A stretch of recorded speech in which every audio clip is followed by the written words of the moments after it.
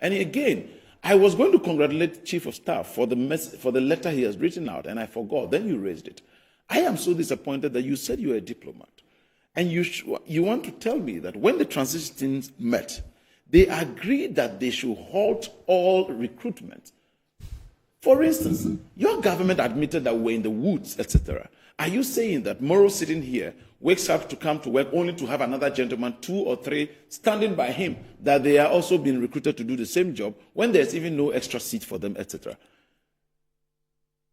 Mind you, you have pushed this government, this economy, into junk status. You have pushed this economy into junk status under your economic messiah, Haj Baumia. The mess on our hands is by his kind courtesy he's doing and the President Akufo-Addo. Then suddenly you are leaving power and you are issuing recruitment letters or appointment letters to so many people. With which budget to actually pay them? That is why the Chief of Staff has issued a directive to be sure that after the set date, no other recruitments were made, because there was an agreement by both teams that you should not do any such. I had calls even yesterday that at VRA, at Bui Power, they were still issuing promotions and issuing appointment letters. When it has been agreed, they should stop. What is the essence of doing all this? And mind you, it is stated clearly that these things being done are in favor of known NPP persons. And you think we should play politics, and you want to rather be smart and say, these are Ghanaians being employed. Do you recall when, I nearly called him Professor, Osafo Mafu was being vetted and what he said about recruitment? He said the PES cannot accommodate any further. And therefore, when he comes to office as senior minister, he will just have to go to the accountant and get the payroll, and all those who were recruited after that will be laid off nicely. These were his words. We agreed with him then. So where from this hypocrisy of cherry picking us and when we agreed with him? Okay. Because we even halted the processes the moment the transition teams agreed that they should be halted. Right. So it was halted. And so I find it to be ingenious to rather say that Chief of Staff Julius Deborah was subtly trying to do the same thing as people were doing physically. I disagree strongly. He is doing what is appropriate, what is administratively right, and in the right direction for Ghana. So let's look No, at I have to have a right to also. Very quickly. First of all, please do that quickly. Please. Our economy is not in junk status. Those lies that you churned out for months, you have won the election. Enough of the lies. Our economy is not in junk status. Our economy has turned around. Our economy is rebounding. And these are not my words. These are the words of IMF. That Ghana's economy has turned around. To where?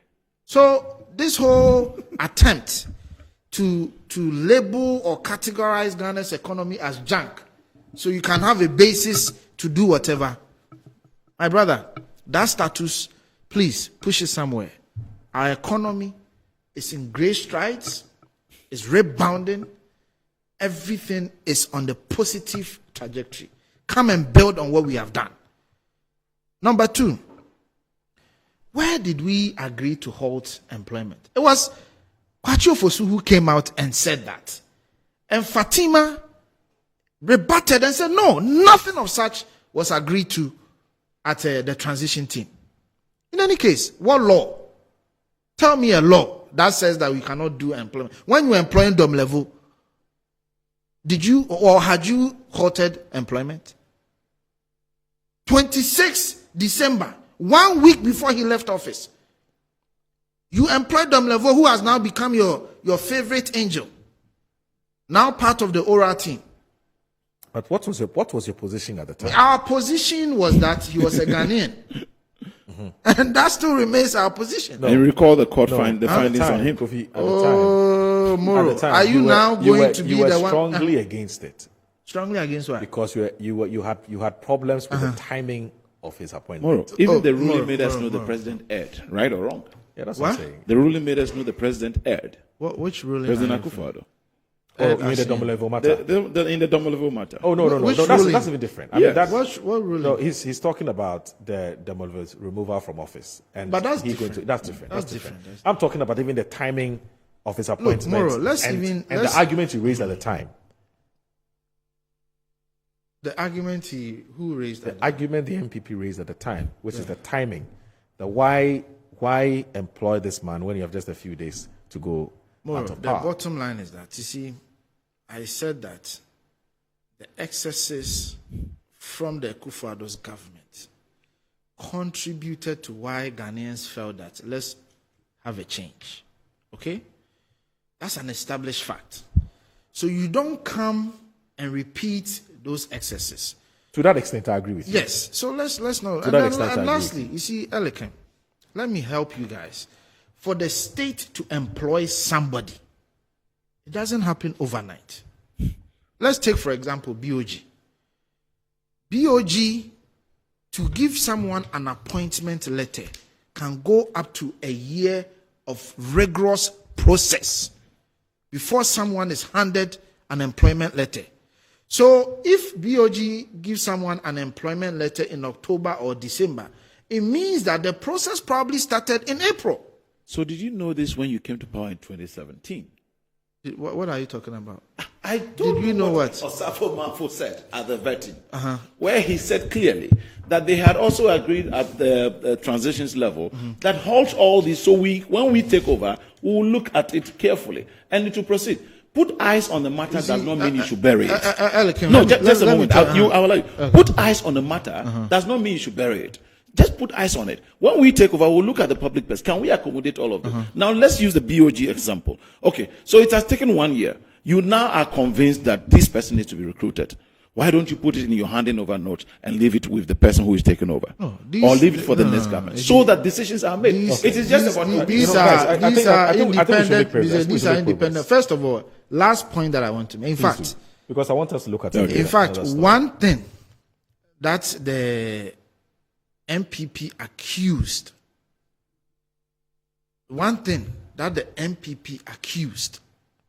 President Akufo-Addo of was his inability to let go a lot of people, party people deemed as NDC. It's a lie. Oh yes. Sorry, it's a lie. We all saw the people you go who were into your driven party. away. No. Elikem, I'm talking about our party, our feeling, our sentiments. We felt that one thing that Akufo-Addo did, which hurt this party so badly, was his decision was to keep key NDC people in strategic places. You see, Moro. Give me an example. Moro, why it cannot even be true is that after that, you won 2020 elections, right or not? What has that got to do with it? No, if it had affected you, it is the next election it was supposed jobs, to affect you. not about elections. We are talking about jobs. I think what Elikem wants to find out that where this concerns... hold on. Where this concerns... were these concerns there even before 2020, or you mean post 2020? I'm saying that these concerns, because his argument is that if indeed these concerns, the anger was there, why didn't Nana Akufo-Addo lose the 2020 election? No, because the anger was within the MP. But it was fully expressed in 2024. No. They waited 8 years to... You are distorting my thoughts. I'm trying to make there it is no easier evidence that we lost the 2024 election because MPP people felt we didn't NDC people had been kept in positions that they were not supposed to be kept there are more that could be a subset of the many challenges. No, I don't disagree with you. I agree with you. I'm just saying, sir, you just said that one of the reasons that you believe may have contributed to the MPP's defeat in the last elections was as a result of a certain feeling that some NDC key people were left in certain positions. They should have been sacked. The point I am making is this: that I said one of the things we were very angry with Akufo-Addo with was the decision to keep NDC people or people we felt were NDC people in key strategic places. And that was the point I was making. That's true. And you went ahead to say that it may have contributed to the party. Moro, and he can give you a single example. Oh, please. Yeah.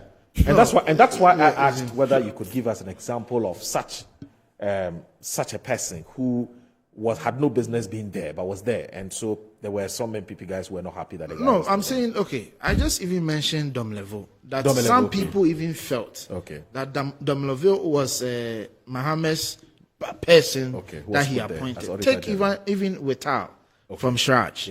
People felt that this guy was planted there by Mahama. Right. And he was kept there. And I was not talking about just even key positions.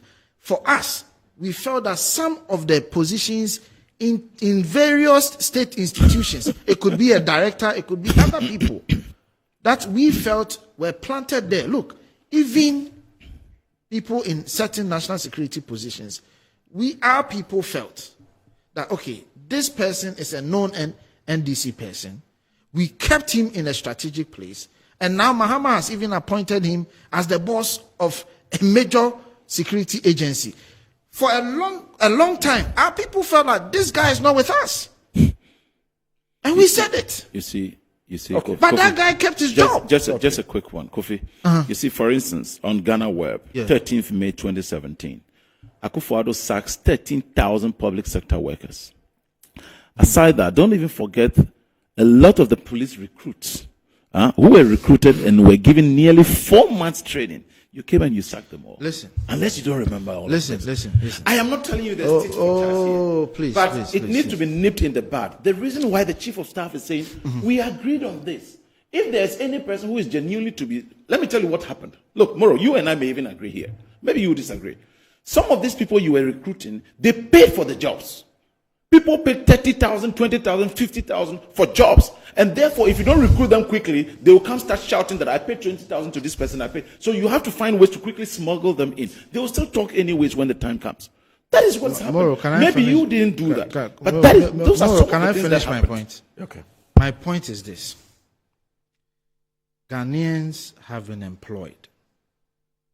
Unless you have evidence that those who were employed, one, are not qualified for the roles they were employed for. Two, the processes by which they were employed were illegal or flawed. Once you can establish some degree of illegalities, what's the three? They were not needed. First of all, yes. When it comes to company and rationalization, please, when it comes to companies and rationalization, it doesn't lie in the pocket of the chief of staff. It lies in the pocket of the technical people to determine what they need. You have promised more jobs. Okay? So you have to come in and really look at, let the technical people give you evidence to say that, or find contrary evidence that shows that the positions were created arbitrary. There were no need for it. So you don't know what information he has. What information does he have? What information does he have aside from you and your NDC people publicly saying that they were hired and they have to be let go? What information do you have? You don't have any information. You don't have any information. You just want to engage in vengeance. You just want to engage in revenge, and that is not why Ghanaians voted for you. I am telling you, even policemen who were recruited and 4 months training, even in weapons handling. Let's make progress. So Elikem, if you have evidence that the processes were not proper, then you have a case. Let's look at this story. Why do you want to target people? Look, Moro, they are targeting people. What is the targeting people in? They are targeting people. Let's make progress. And that's not what governance is about. Let's make progress. We spent a lot of time on this matter. Let's make progress. I beg you, Elikem. I beg you.